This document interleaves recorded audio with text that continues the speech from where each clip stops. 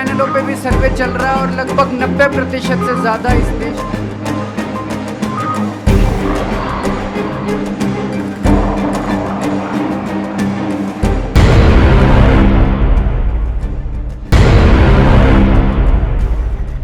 एक आंदोलन आपको नेता बना सकता है, मुजरिम बना सकता है या फिर लोगों का मसीहा। अरविंद केजरीवाल के साथ 2011 में ऐसा ही हुआ था जब वो अन्ना हजारे के साथ मिलकर लोकपाल बिल के लिए दिल्ली के जंतर मंतर पर धरना प्रदर्शन कर रहे थे। 7 पे भी सर्वे चल रहा है और लगभग 90% से ज़्यादा इस देश के लोग कह रहे हैं कि इस आंदोलन को निकल देना चाहिए। साल 2011 में अरविंद केजरीवाल और अन्ना हजारे तिहाड़ जेल पहुंचे थे। उस समय केंद्र में यूपीए यानी कांग्रेस की सरकार थी और अन्ना हजारे आंदोलन कर रहे थे। उस समय अरविंद केजरीवाल भी आंदोलन का मुख्य चेहरा थे।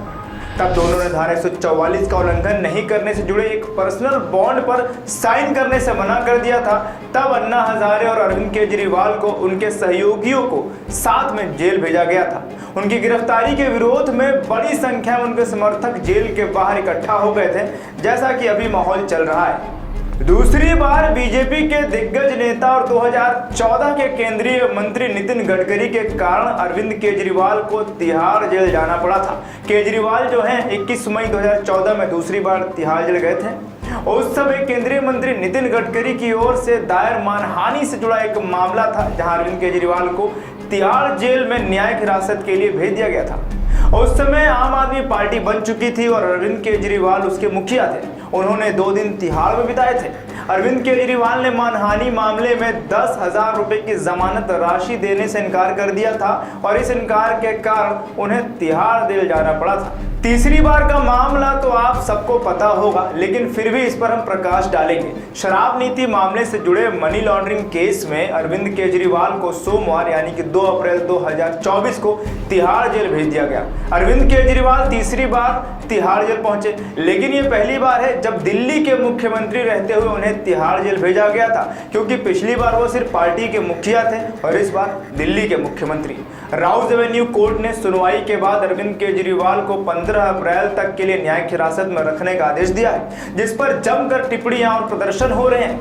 कोई सरकार को भला बुरा कह रहा है तो कोई केजरीवाल के दामन पर दाग लगा रहा है। ऐसे में ईडी का एक बड़ा खुलासा हुआ है। ईडी ने दिल्ली के राउज एवेन्यू कोर्ट में बताया है कि उनके सामने केजरीवाल ने अपने 2 मंत्रियों का नाम लिया है। वो 2 मंत्री अतिशी और सौरभ भारद्वाज हैं। ये पहली बार है जब दिल्ली शराब घोटाले केस में सीएम ने 2 और लोगों के नाम लिए हैं। ईडी ने बताया कि केजरीवाल ने उनसे कहा है कि एक और आरोपी विजयनगर मुझे नहीं बल्कि अतिशी और सौरभ भारद्वाज को रिपोर्ट करते थे। कुछ मीडिया कर्मियों में यह भी कहा जा रहा है कि जब ईडी ने केजरीवाल की कही बात को वहां मौजूद मंत्री अतिशी से भी पूछा तो वो कुछ नहीं बोली और चुप्पी साधे रखी। अब देखना यह होगा कि क्या केजरीवाल इस बार तिहाड़ जेल से वापस आएंगे या फिर वहीं के होकर रह जाएंगे। ऐसी तमाम जानकारी के लिए जुड़े रहे माय भारत के साथ। धन्यवाद। देश का सबसे बड़ा राज्य उत्तर प्रदेश,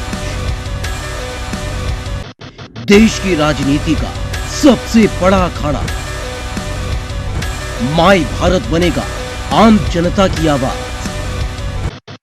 अब होगी हर खबर की जमीनी पड़ताल।